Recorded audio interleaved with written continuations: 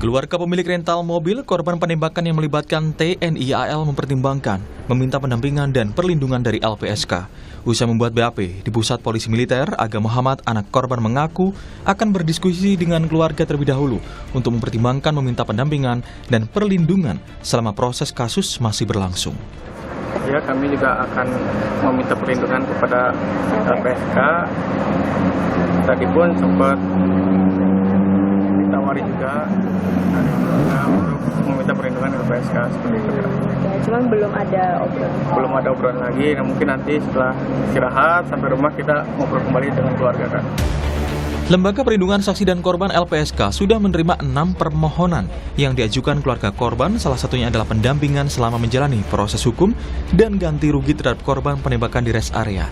Ada 6 saksi dan korban penembakan, termasuk salah satu korban selamat berinisial R yang saat ini masih menjalani perawatan di rumah sakit. Kami sudah kontak-kontakan kepada keluarga korban dan korban ya, nah keluarga korban ya, terus kemudian mau janjian, cuman keluarga korban menyampaikan akan ke LPSK, cuman karena terhalang ya akhirnya LPSK menjemput bola.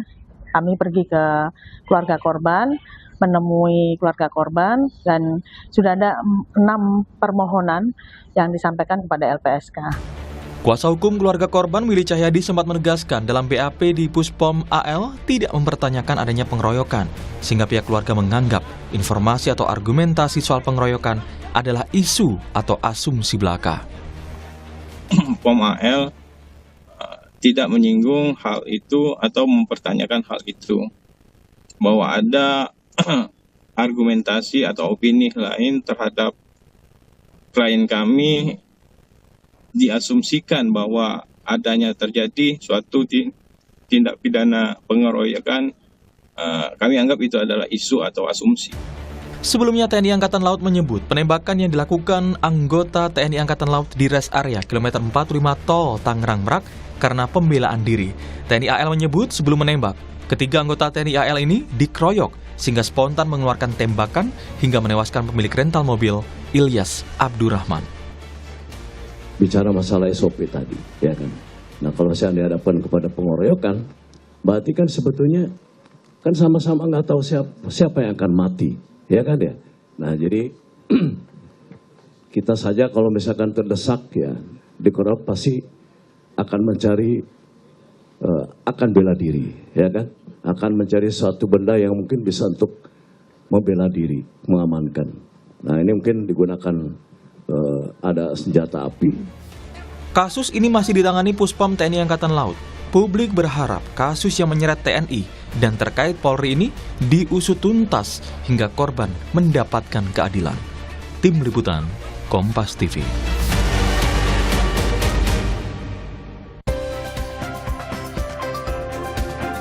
Saudara, kasus penembakan bos rental yang melibatkan anggota TNI Angkatan Laut hingga kini terus menuai sorotan. Tidak hanya soal dugaan penolakan anggota polisi saat memburu maling mobil, tapi kasus ini menjadi catatan gelap, terutama tindak pidana yang lagi-lagi menyeret anggota TNI. Yang terbaru, LPSK sudah menerima sejumlah permohonan perlindungan dari korban. Selain itu, publik juga berharap kasus ini dikawal hingga tuntas. Pagi ini kita akan bahas dengan sejumlah narasumber. Di antaranya di studio telah hadir penasihat ahli Kapolri Irjen Purnawirawan Arianto Sutadi. Selamat pagi Pak Arianto Sutadi. Selamat pagi Pak Mario. Terima kasih Pak sudah bergabung di Kompas TV pagi ini. Melalui sambungan Zoom ada Wakil Ketua LPSK Susilan Ningtyas. Selamat pagi Mbak Susilan Ningtyas. Selamat pagi Mas Mario. Terima kasih Mbak sudah bergabung di Kompas TV. Dan juga melalui Zoom ada Rizky Agam, putra dari Ilyas Abdurrahman, korban penembakan di Tol Tangerang Merak. Selamat pagi, Mas Rizky. Terima kasih sudah bergabung.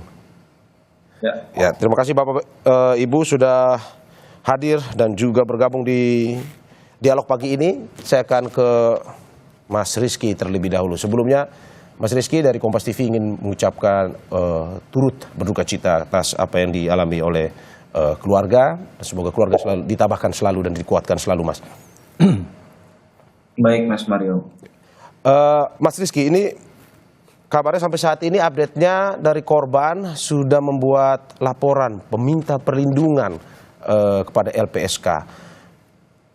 Apa yang bisa Anda update kepada kita hingga terkait dengan permintaan perlindungan ini? Ya, jadi dari LPSK kemarin sudah datang ke rumah kami menjemput bola ya, dan menawarkan perlindungan terhadap kami sebagai saksi. Lalu kemudian ketika kita sudah berdiskusi dengan keluarga dan saksi-saksi yang lain, ya kita menerima perlindungan tersebut. Oke, Mas, saya mengutip pernyataan dari kuasa hukum Anda yang mengatakan Willy Cahyadi telah mengajukan perlindungan kepada LPSK. Namun dirasa ada keperluan sedikit untuk pengajuan perlindungan ini karena ada keperluan sedikit dan adanya keraguan keselamatan dari pihak klien kami. Keraguan keselamatan ini apa maksudnya? Dalam arti bahwa apakah mungkin ada ancaman pada Anda dan juga keluarga? Tidak ada ya, tidak ada, tapi ada rasa kekhawatiran, Mas, seperti itu. Oke, kekhawatiran ini apakah muncul karena ada sesuatu ataukah memang ini antisipasi dulu? Sebagai antisipasi aja, Mas Mario, karena kita tidak seperti apa, Mas. Oke, dari awal sendiri, Mas, kalau bisa diceritakan bagaimana awalnya dari arti keluarga dan juga penasihat hukum dan saksi yang lain akhirnya bersepakat nih untuk meminta meminta perlindungan dari LPSK. Apakah mungkin memang ada pertimbangan-pertimbangan yang membuat harus itu? Ini cerita awalnya seperti apa? Ya, jadi pada saat itu kemarin ya LPSK mendatangi rumah kami dan menjelaskan bahwa ini dari lembaga negara dan diakui negara, dan menceritakan bahwa LPSK ini melindungi saksi-saksi korban begitu, Mas Mario. Ya. Kita menerimalah ajuan tersebut begitu. Apa waktu itu langsung memutuskan untuk oke, saya menerima jawaban dari LPSK ini atau ada diskusi dulu dalam pihak keluarga? Sebelumnya sebelum hari pengajuan itu kita sudah didatangi LPSK, cuma belum sempat bertemu.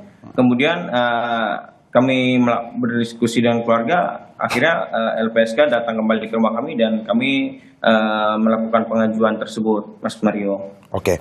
Oke, kalau begitu saya ke Mbak Susi, Wakil Ketua LPSK. Mbak Susi, apa pertimbangannya atau dasar pertimbangannya pada akhirnya Mbak Susi dan juga pihak dari LPSK memberikan ataupun meminta izin kepada pihak keluarga untuk memberikan perlindungan? Iya, selamat pagi Mas Mario. Ya. Selamat pagi Pak Arianto dan Mas Rizky ya. Turut berbelasungkawa Mas Rizky ya terkait meninggalnya bapaknya. Nah, beberapa waktu yang lalu kami melihat pemberitaan ya dari keluarga korban bahwa keluarga korban berkeinginan untuk mengajukan permohonan perlindungan kepada LPSK.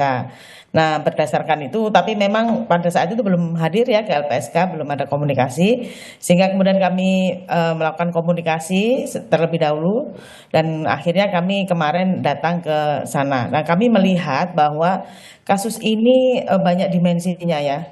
Ada kasus penggelapannya, terus kemudian ada kasus pembunuhannya. Yang ini bisa saja ada potensi ancaman terhadap para saksi dan korbannya atau keluarganya berkaitan dengan pengungkapan kasus ini, karena ini kasusnya saling berkait ya antara penggelapan mobil itu atau ini ya dan pembunuhan ini, dan kami khawatir ini ada sebuah sindikat misalnya, kalau ada sindikat, tapi itu yang kekhawatiran kami juga di sisi lain ya, sehingga kasus ini perlu dikawal, sehingga kami akan waktu itu hadir ya kemarin hadir ke rumah keluarga korban dan menyampaikan bahwa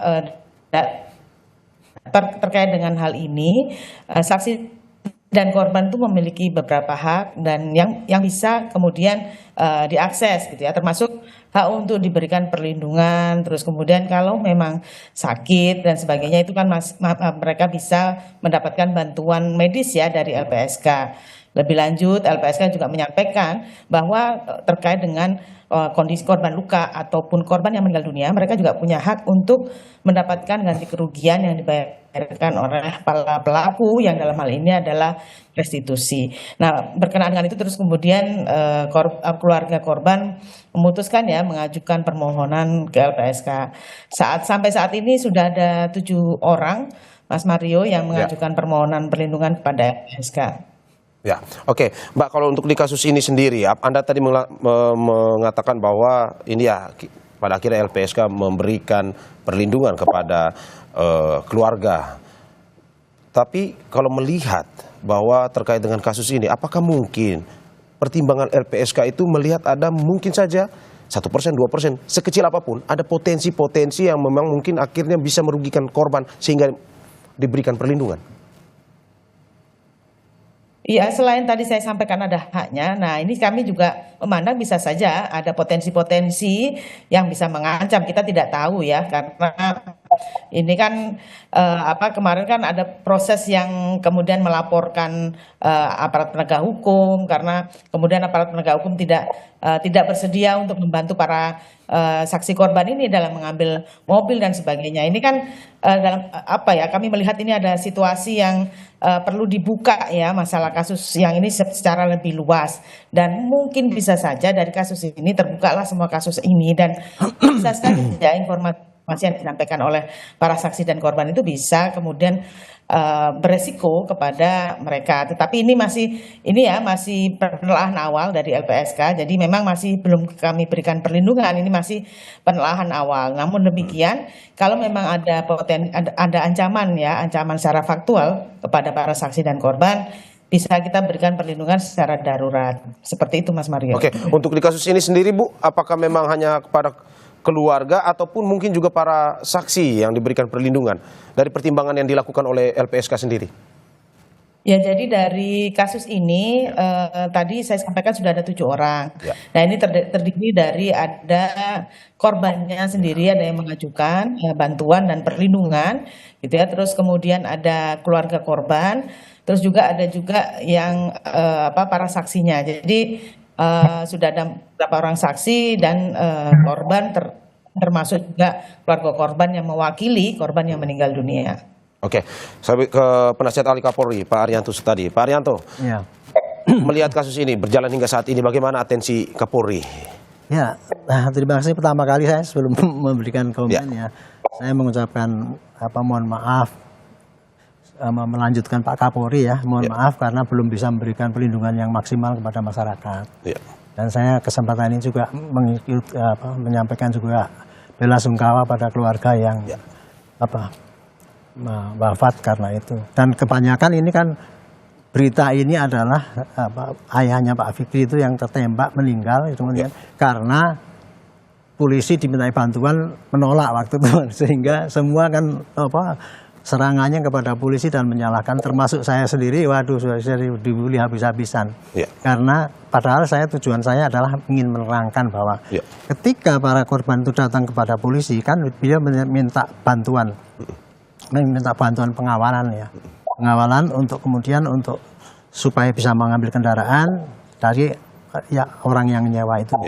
Nah, kemudian waktu itu kan karena pagi-pagi malam, sehingga bantuan yang diambil itu yang diminta kan mungkin akan menyita kendaraan dan sebagainya. Nah, sehingga dalam prosedur itu polisi pasti akan berikan bantuannya, mesti dilihat dulu. Kalau untuk upaya paksa dia masih harus punya bukti yang kuat untuk melakukan penindakan hukum itu.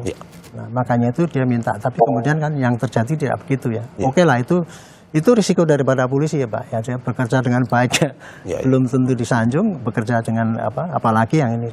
Tapi dalam kasus ini Bapak Kapolri sudah menyatakan, menurut hemat saya, beliau betul-betul sangat cepat tindakannya. Yang pertama kali kemarin buktinya si Kapolsek itu kan kemudian sudah dimutasi Pak. Dimutasinya di Yanma, berarti dia di proses pemeriksaan ya? Iya, untuk proses pemeriksaan. Intinya adalah bahwa Pak Kapolri untuk menuntaskan kasus ini kan sekarang perkaranya kan apa? Satu, perkara pembunuhan oleh anggota TNI. Berarti itu yang akan menyelesaikan kasusnya itu adalah nanti dari POM. Nah, kemudian yang kedua, apakah Pak Kapolsek itu membiarkan orang sehingga terjadi satu kecelakaan itu gitu kan? Makanya ini Polseknya juga harus diperiksa sekarang ini. Jadi semua tugas yang itu akan diperiksa. Jadi intinya apa ya, dengan kejadian apapun yang terjadi yang itu masuk dalam ranah polisi, Bapak Kapolri sebetulnya sudah menegaskan sesuai dengan presisi yang dijanjikan itu ya. Dia sudah maksimal ingin memberikan pelayanan yang terbaik dan penegakan hukum yang profesional gitu. Tetapi dinamika yang terjadi di lapangan itu kadang-kadang kita memang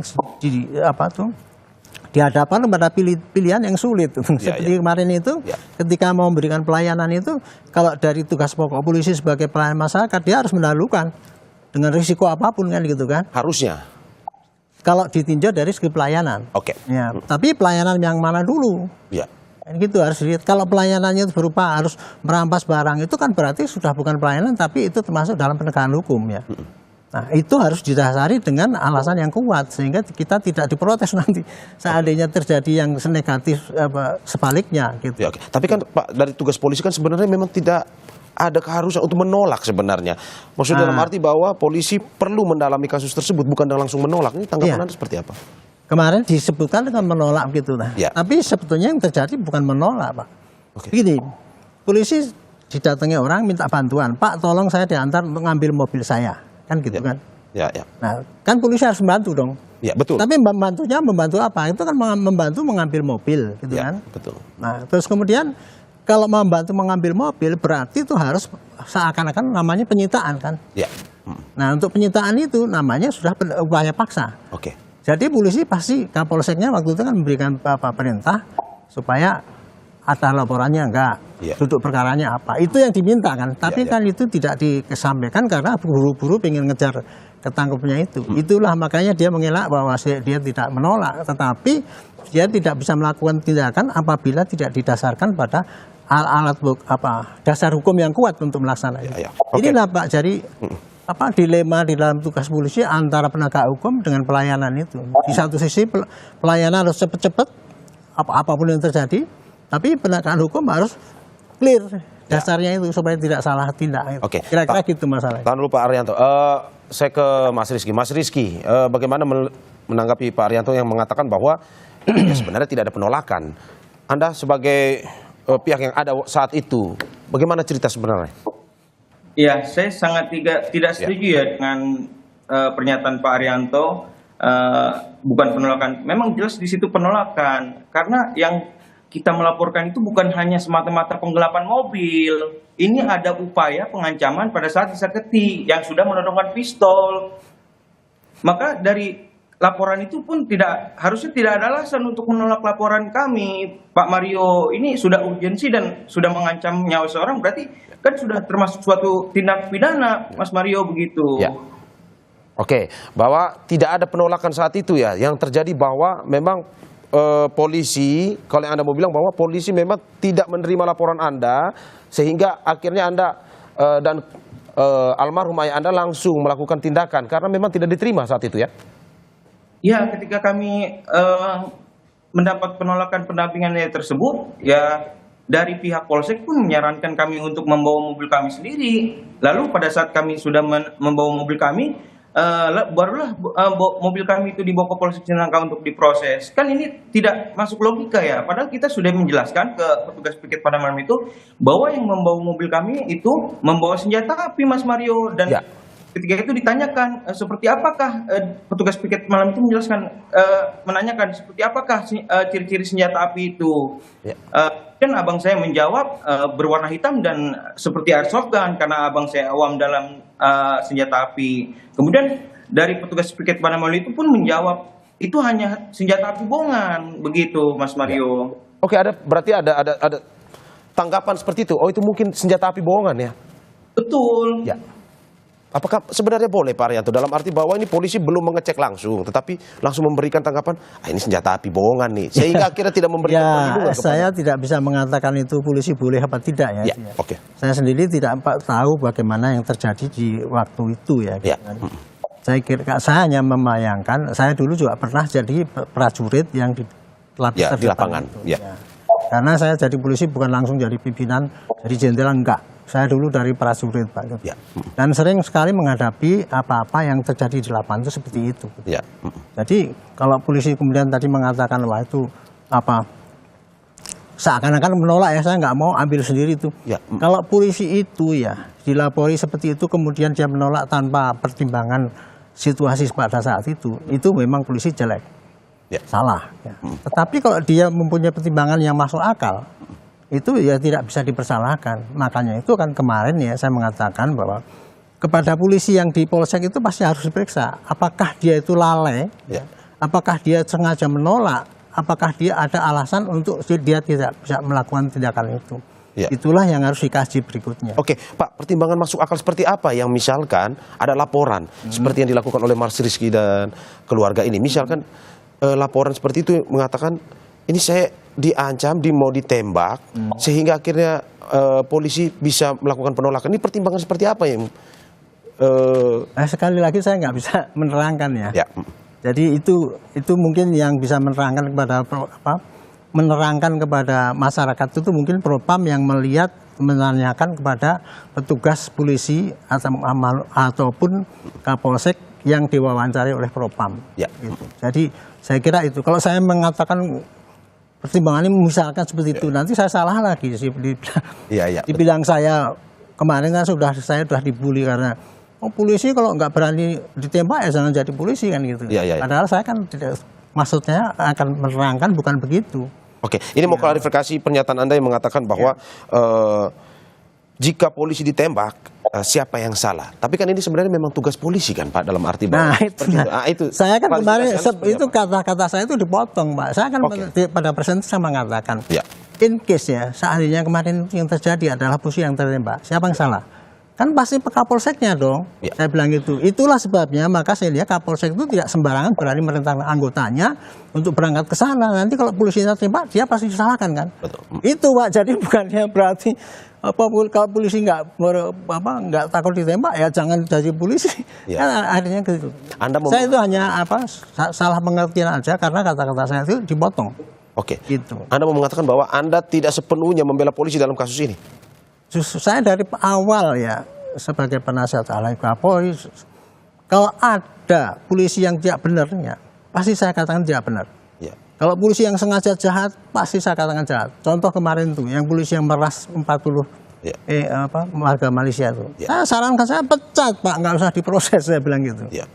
Pak Sambo dulu gitu. Tapi kalau ada polisi yang tidak salah, itu jangan dibully. Kemudian kalau ada polisi yang dianggap salah, cek dulu itu kesalahannya itu apakah kesalahannya itu karena kelalaian, atau karena ketidaktahuan, atau karena kesengajaan. Itu harus hukumnya beda-beda kan Pak. Jadi saya sama sekali tidak membela polisi itu yang kemarin di lapangan benar apa salah, enggak, saya enggak membela. Saya hanya menerangkan kira-kira ya. Analisis dia itu ngambil keputusan itu kayak gitu. Tapi dengan melihat bahwa ini sudah ada mutasi dan segala macam, menurut Anda apakah memang potensi besar bahwa ini sebenarnya ini polisi yang berada di lapangan di Polsek Cinangka itu memang bersalah sebenarnya? Iya, mengatakan polisi salah atau tidak itu Pak harus dicek dulu apa yang terjadi sehingga nanti akan dipertimbangkan. Oh ya memang ini lalai atau memang penakut atau ini memang sengaja tidak mau bekerja. Atau dia memang masuk akal punya alasan. Disitulah perlu Pak itu penjelasan ya.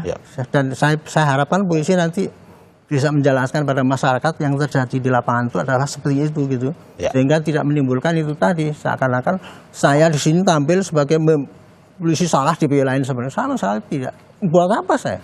Nggak ada niat apa-apa lagi bagi saya. Saya hanya ingin bangkitkan pengalaman saya untuk memberikan penjelasan kepada masyarakat dari perspektif polisi. Itulah kira-kira yang begitu Pak. Polisi berbuat begitu, ini salah atau tidak, itulah supaya kita tidak main cap. Itu salah, kemudian atau yang benar dilindungi dan sebagainya. Sama sekali tidak terpikir dalam pikiran saya. Oke Pak. Saya mau ke Mas Agam terkait dengan Mas Agam pada tanggal 7 Januari kemarin Mas Rizky bersama saudaranya itu sempat menangis karena dan mengatakan bahwa ini ada keadilan yang susah dicari di negara ini. Tapi sebelum saya meminta tanggapan Anda, kita ke jeda usai berikut.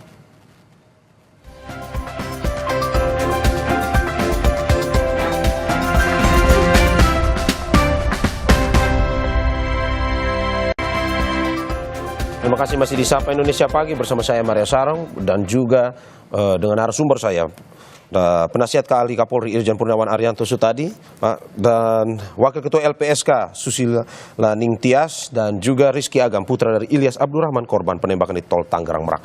Saya ke Mas Rizky dulu. Mas Rizky, pada tanggal 7 Januari ini Anda bersama saudara Anda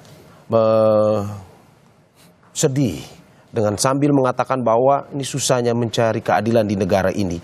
Apa yang Anda mau sampaikan sebenarnya? Bahwa ini Anda bersama saudara Anda kemana-mana, tetapi juga dibantah dengan pernyataan yang menurut Anda ini tidak sesuai fakta.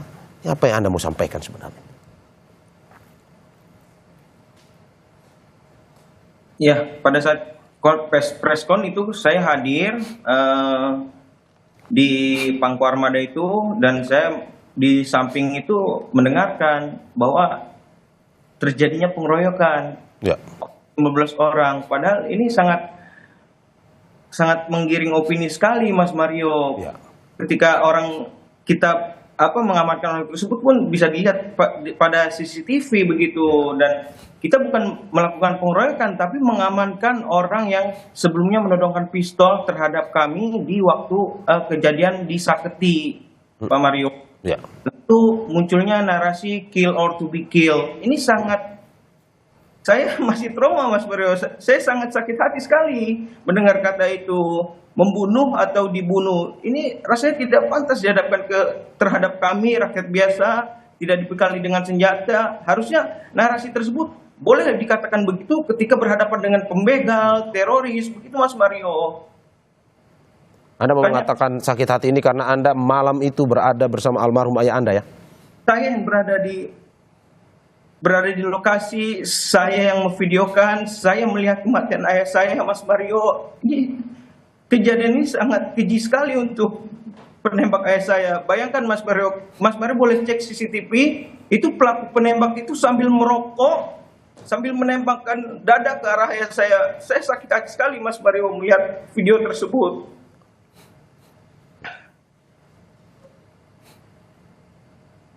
Karena waktu itu abang saya susah sekali mencari keadilan begitu, Mas Mario.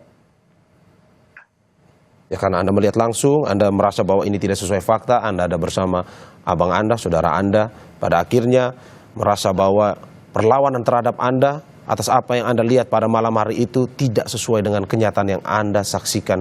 Apalagi Anda menceritakan bahwa Anda menemani almarhum ayah Anda. Sangat tidak sesuai, Mas Mario. Bahkan pada saat preskon itu ada satu fakta kunci yang tidak dijelaskan, yaitu penodongan senjata api waktu di awal di Sakti Pandeglang, Mas Mario. Itu yang dihilangkan begitu saja.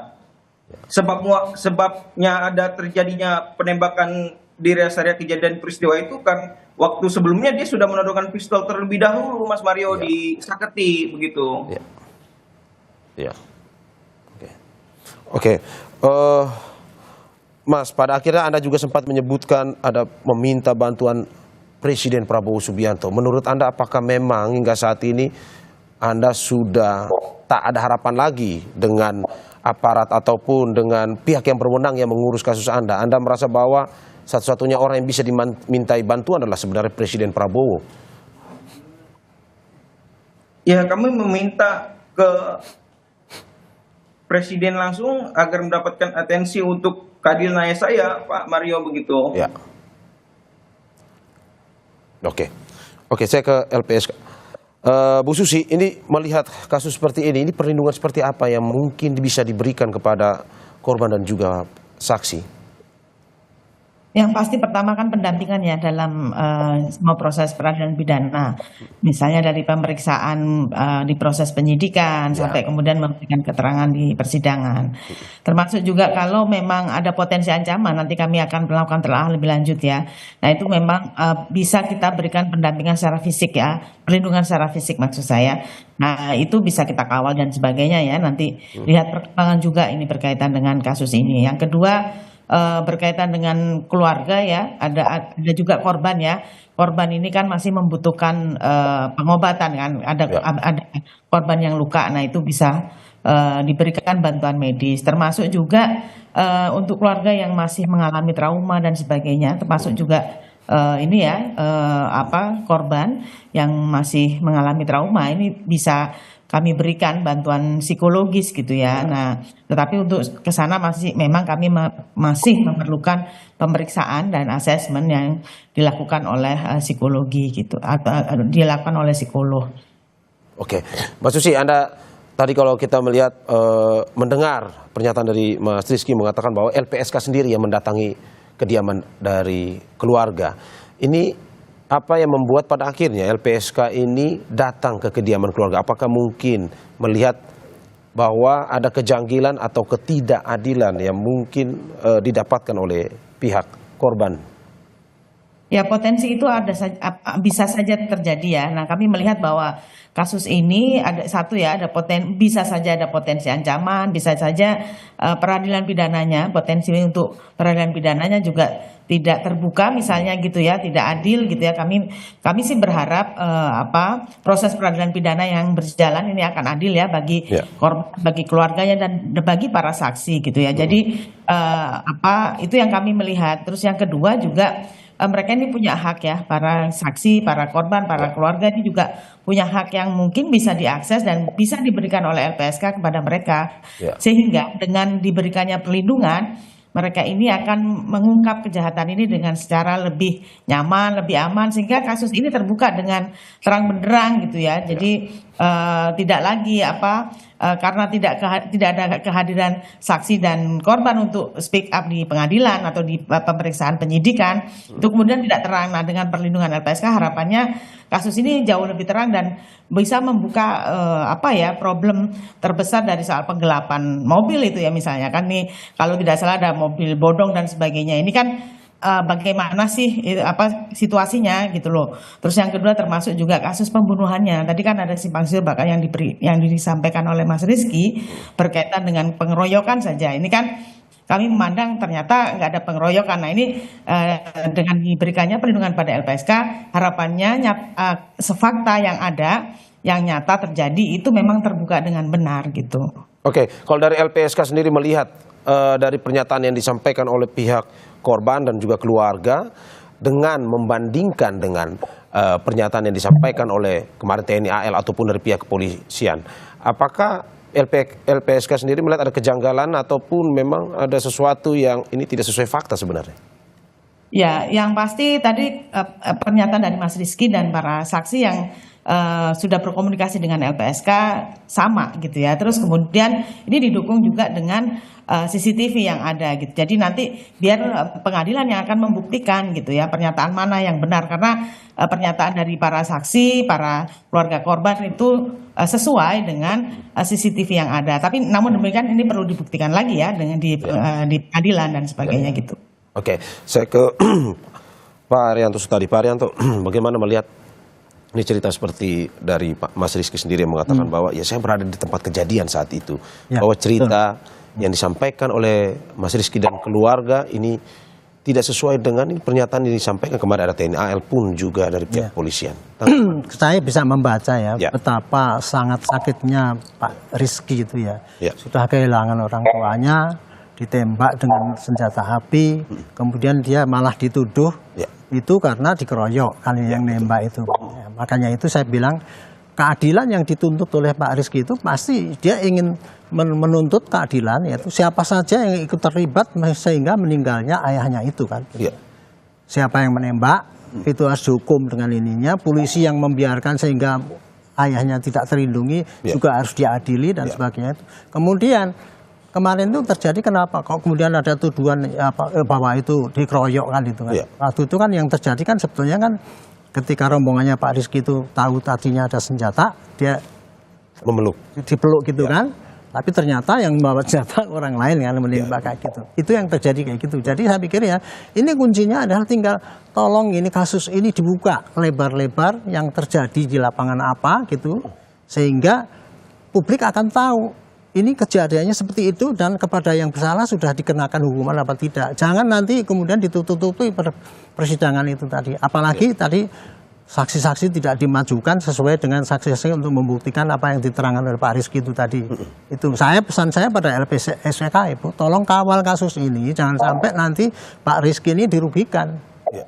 Haknya dia untuk menyampaikan informasi bahwa mereka itu benar ya, mereka itu korban, itu jangan sampai nanti disaring sehingga di pengadilan tidak muncul. Nanti itu haknya tidak keadilan nggak akan sampai tercapai.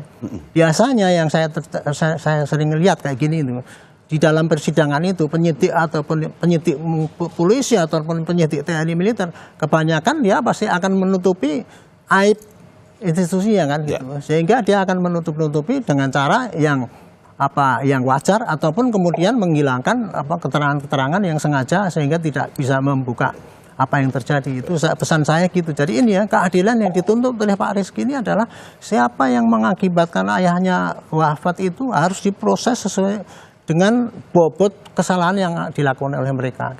Dalam hal ini saya juga ingin menyampaikan ya, Pak Kapolri di dalam presisinya itu mengatakan sebagai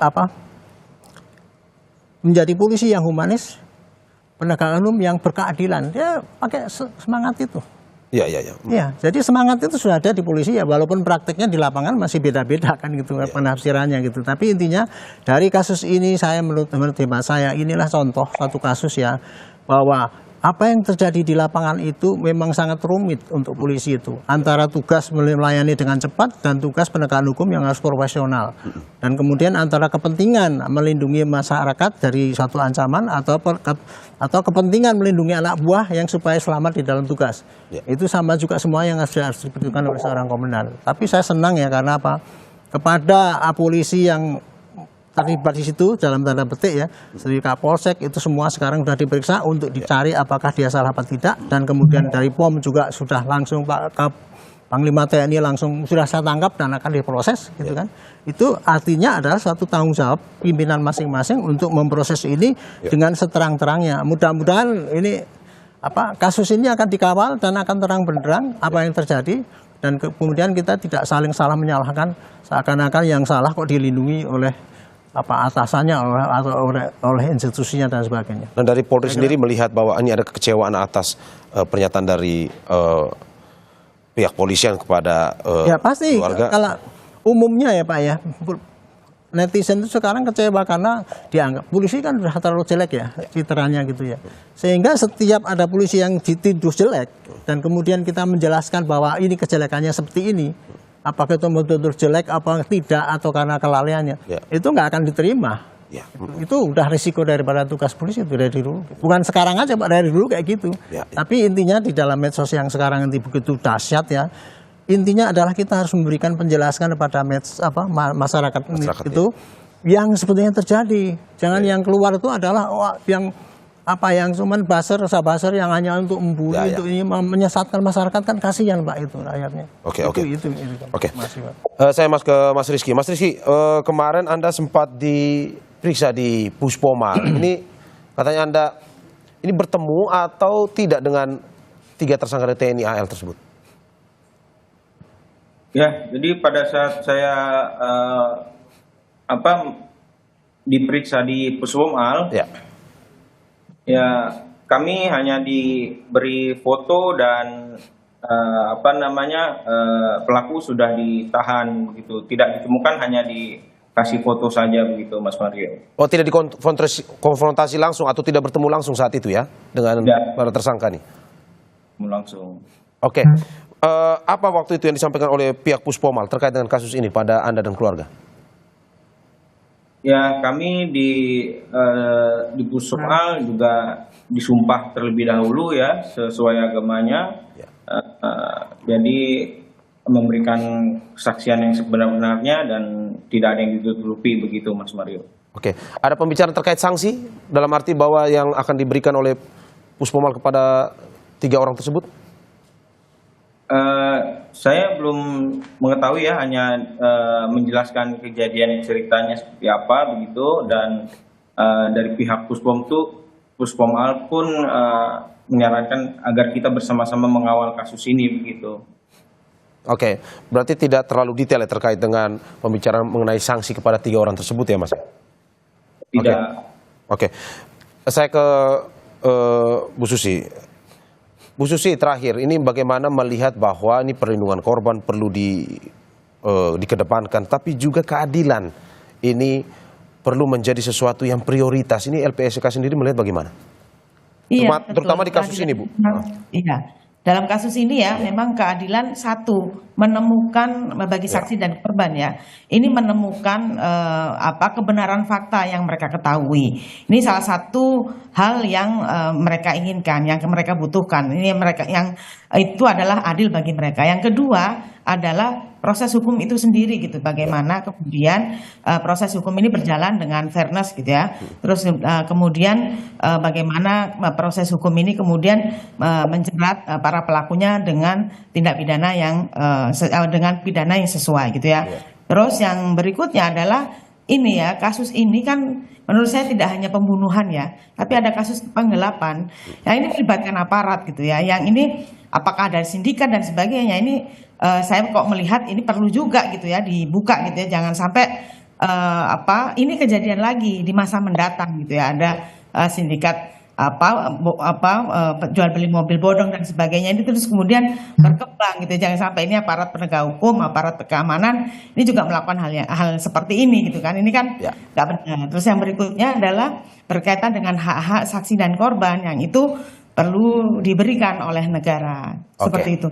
Oke, saya terakhir ke Pak Arianto. Pak Arianto, ini terkait dengan citra Polri ke depan, terkait ini terutama juga dengan kasus ini maupun kasus-kasus lainnya. Bagaimana pada akhirnya Polri lebih optimal dalam menjalankan, terutama dalam memberikan rasa aman kepada masyarakat. Atau mungkin juga ingin menyampaikan kepada Mas Rizky bahwa ya Kapolri sendiri sudah memberikan atensi langsung terkait dengan kasus. Terima kasih ini Pak Kompas memberikan kesempatan pada saya untuk menyampaikan isi hati ya itu. Saya sekali lagi mengucapkan mohon maaf kalau polisi selama ini tidak bisa memberikan pelayanan yang baik. Kita akui ya, kita sudah berusaha, tapi masih banyak sekali kekurangan di lapangan. Dan kepada Mas Rizky, saya betul-betul ikut berbelasungkawa ya, tapi kemudian makanya untuk membalas kekeliruan kami itu, maka kami akan memproses ini seterang-terangnya. Itu tadi seperti tadi diingatkan oleh Ibu dari LPSK itu, saya terima kasih bahwa kasus ini yang terjadi bukan hanya kasus penembakan, kemudian penolakan laporan, tapi juga ada kasus penggelapan barang itu. Dan itu sudah merupakan sindikat. Ini yang harusnya diungkap juga gitu. Nah, dalam hal ini saya pikir kepada polisi ya, itulah contoh sekarang kita itu sekarang lagi disorot. Jadi jangan ogah-ogahan kalau menerima suatu input daripada masyarakat untuk minta keadilan itu. Jadi jangan mengusut kalau sudah diviralkan kan gitu kan, seakan-akan kan gitu. Jadi mudah-mudahan kasus ini menjadikan suatu batu loncatan atau enggak untuk kita betul-betul bersama-sama ya. Jadi untuk memperbaiki citra polisi, memperbaiki citra hukum kita di Indonesia ini, itu harus semuanya bergerak, tidak hanya polisi doang yang suruh kerja, tapi masyarakat yang memberikan sorotan itu tajam sekali nggak apa-apa. Pak Kapolri senang kalau dikritik ya, bukan basa-basi gitu. Hanya dengan kayak gitu kita akan mencapai perubahan yang baik ya. Kalau kita itu semua cuman kesalahan dibiarkan gitu, kemudian tidak dikritisi, ya itu namanya nggak akan ada perbaikan. Ya ini saya terima kasih lah. Mudah-mudahan ini ke depan ini semua bisa pencerahan dan kemudian jelas apa yang terjadi dan yang tidak adil bisa segera ditegakkan lagi keadilan menurut Pak kacamata. Mas Rizky, singkat saja terakhir ingin menyampaikan sesuatu kepada Pak Kapolri lewat Pak Arianto. Ya, saya memohon ya untuk mengawali dan menangani kasus ayah saya dan pelaku ini dapat hukuman yang seberat-beratnya begitu, karena sudah menghilangkan nyawa ayah saya gitu. Sekali lagi kita turut berduka atas apa yang menimpa Anda dan keluarga. Semoga keluarga ditabahkan selalu. Dan terima kasih pada narasumber Penasihat Ahli Kapolri Irjen Purnawiawan Arianto Sutadi. Terima kasih Pak. Terima kasih. Juga Wakil Ketua LPSK Susila Nintias. Terima kasih Ibu. Dan juga terima kasih kepada Mas Rizky Agam, putra dari Ilyas Abdurrahman, korban penembakan di Tol Tanggerang Merak. Semoga sehat selalu semua Bapak Ibu. Ya, terima kasih.